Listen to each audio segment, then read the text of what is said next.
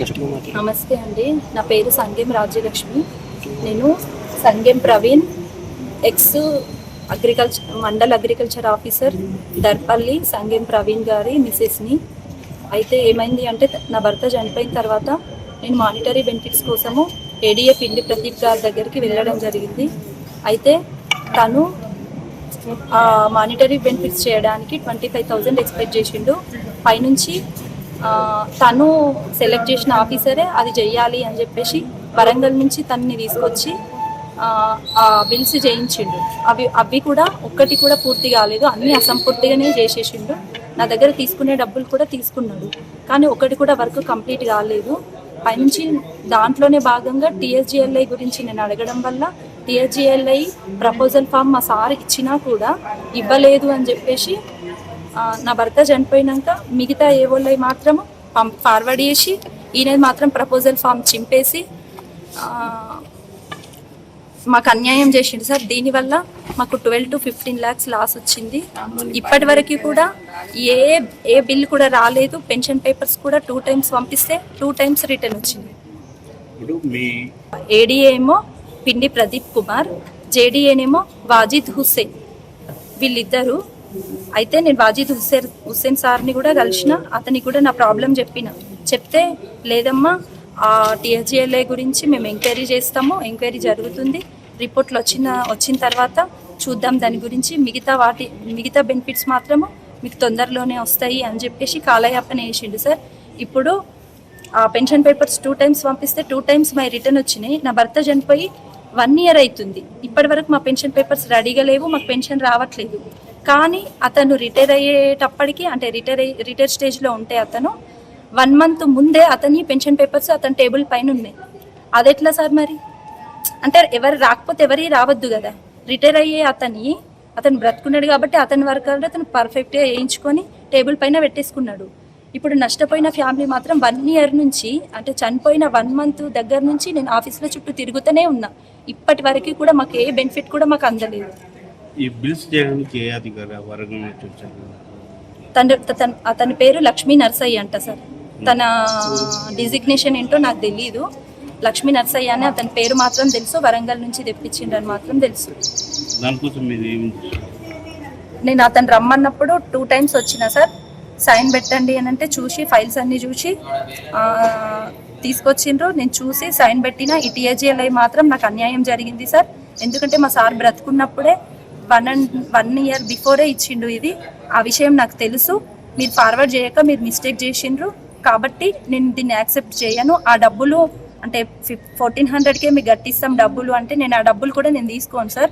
వస్తే నాకు మొత్తం రావాలి. 5,000 నా భర్త కట్ అవుతున్నప్పుడు మీరు కట్ చేస్తారు ఎట్లా, నాకు ఇవ్వరు ఎట్లా అని చెప్పేసి నేను అడిగితే అది బాండ్ మీ దగ్గర ఉంటే చూపెట్టండి అని అంటున్నారు. సార్ మీరు ప్రపోజల్ పంపించకుండా మాకు బాండ్ ఎక్కడి నుంచి వస్తుంది? బాండ్ లేదు కాబట్టి వాళ్ళు ఇవ్వని అంటున్నారు అని చెప్పేసి నేను అడిగేటప్పటికి అది మీ ఇష్టం, పెట్టకపోతే పెట్టకండి అని చెప్పేసి అన్నారు. నేను పెట్టలేదు. అది లాస్ మాత్రం మాకు ఖచ్చితంగా జరిగింది. పిండి ప్రదీప్ కుమార్ గారు, నేను ఈ వర్క్ అంతా చెయ్యాలి అని అంటే నేను సాటిస్ఫై అయితేనే చేస్తా. దానికి కూడా ఏ విషయము అనేది ఆయనకే తెలియాలి, అడిగిన ఆయనకే తెలియాలి.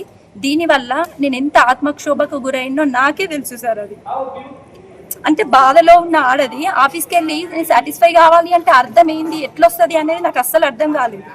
దీనివల్లనే నేను అంటే ఇబ్బంది పడి సరే అని చెప్పేసి వీళ్ళ ఏవోలందరినీ, టీఎన్జిఓస్ ప్రెసిడెంట్ గారిని, మా మరిది రాకేష్ గారిని, వీళ్ళందరినీ తీసుకొని వెళ్ళి ఆయనను అడగాలని చూస్తే అతను రివర్స్లో వీళ్ళందరినీ తీసుకొచ్చి నన్ను కొట్టి చంపేస్తావా నువ్వు అని అడిగిండు. నేను ఎందుకు కొట్టి చంపేస్తా సార్? నాకు రావాల్సిన బెనిఫిట్స్ గురించి అడగడానికి వచ్చినా. వీళ్ళందరినీ తీసుకొచ్చి నన్ను కొట్టి చంపేస్తావా నువ్వు అని అడిగిండు. నేను ఎందుకు కొట్టి చంపేస్తా సార్? నాకు రావాల్సిన బెనిఫిట్స్ గురించి అడగడానికి వచ్చినా నేను, అంతే అని నేను అనేటప్పటికీ సరే కొట్టి చంపేస్తే చంపేయు, నేను చచ్చిపోతే నా భార్య కూడా నీలాగానే బొట్టు రాల్చుకొని ఏడ్చుకుంటూ ఇంట్లో కూర్చుంటుంది అని మాట్లాడిండు సార్. బొట్టు రాల్చుకోవడం అంటే అంత ఈజీనా? దాంట్లో ఎన్ని కన్నీళ్ళు ఉన్నాయి. సంవత్సరం నుంచి మేము ఎంత బాధపడుతున్నాము, ఆ ఫ్యామిలీ ఎంత స్ట్రగుల్ అవుతుంది. ఇప్పుడు చివరిగా మీకు డిపెండ్స్ సార్ ఈ వాజిద్ హుస్సేన్ సార్ దగ్గరికి కూడా వచ్చినాం సార్ మేము. వచ్చి అడిగితే తను ఉన్నంత లోపల, అంటే నేను ఎటు రిటైర్మెంట్కి దగ్గరలో ఉన్నా, ఇదంతా నాకెందుకు, ఇదంతా నా చుట్టూ చుట్టుకోవడం ఎందుకు, నా పెన్షన్ ఆగిపోతుందో ఏదో. మేము వచ్చిన రోజు కూడా ఇది మెన్షన్ చేసిండు, మీరు అనవసరంగా గొడవ చేయకండి, మీ వర్క్ కంప్లీట్ అవుతుంది, ఖచ్చితంగా నేను ఉండే లోపల మీ వర్క్ కంప్లీట్ చేసే వెళ్తా అని చెప్పి కాలయాపన వేసి ఇప్పుడు తప్పించుకున్నాడు సార్. పైనుంచి ఆయనకే సపోర్ట్ చేస్తున్నాడు. మళ్ళీ ఉన్నప్పుడు మాత్రం ప్రవీణ్ సార్ అంటే మాకు చాలా అభిమానం ఉంది, మాకు మంచి మిత్రుడు, మంచి సిన్సియర్ ఆఫీసర్ అని చెప్పిండు మాటలు. ఇప్పుడు అదే సిన్సియర్ ఆఫీసర్ వర్క్ మరి ఎందుకు చేయలేదు? ఆయన పెన్షన్ పేపర్స్ ఎట్లా రెడీ చేయించుకున్నాడు? నా భర్త ఎందుకు అంటే నా భర్త మాత్రం నాకు ఎందుకు దక్కొద్దు? ఇప్పుడు ఆయన చేయించుకున్నట్టు 1 month లోపల చేయించుకున్నట్టు 1 year అయినా మా ఎందుకు చేయలేదు? మరి అతను రిటైర్ అయినా నాకు వచ్చి సమాధానం చెప్పాలి సార్. ఇది ఈ విషయంలో ఖచ్చితంగా ఈ పిండి ప్రదీప్ కుమార్ గారు నాకు నష్టం చేసిండ్రు. ఈ వాజిద్ హుస్సేన్ సార్ కూడా కావాలని, అంటే కన్నింగ్ మమ్మల్ని మాటలు చెప్పి మభ్యపెట్టి ఇన్ని రోజులు కాలయాపన చేసిండు. కానీ ఏ ఒక్క బెనిఫిట్ కూడా మాకు రాలేదు. బాబుకు అపాయింట్మెంట్ నేనే పంపించాల్సింది అని చెప్పేసి సైన్ పెట్టడానికి కూడా మస్తు ఇబ్బంది చేసిండు సార్. నేను కలెక్టర్ గారి దగ్గరకు వచ్చి కలెక్టర్ గారు తిట్టి ఆయనను, నువ్వు సైన్ ఖచ్చితంగా పెట్టాలి, ఆమెది ఏమన్నా ప్రాబ్లం ఉంటే ఆమె చూసుకుంటుంది, మీరు సైన్ ఎందుకు పెట్టట్లేదు అని చెప్పిండు. ఇప్పటికీ కూడా ఆ ఫైల్ ఎక్కడుంది నాకు తెలియదు. అది ఎక్కడుంది, ఏ స్టేజ్లో ఉంది, అసలు జాబు ఎప్పటి వరకు వస్తుంది, దేని గురించి కూడా క్లారిటీ లేదు. పెన్షన్ కూడా రావట్లేదు. ఈ టీఎస్జేఎల్ అయితే ఘోరంగా నష్టమైంది మాకు. ఇప్పుడు నా భర్త 5,000 వరకు కట్ అవుతున్నప్పుడు ఆ కట్ట ఎందుకు కట్ చేసుకున్నారు? మరి ఇప్పుడు మాకు డబ్బులు ఇవ్వనప్పుడు ఎందుకు కట్ చేసుకున్నారు అని నేను ఖచ్చితంగా అడగాల్సి ఉంటుందా ఉండదా?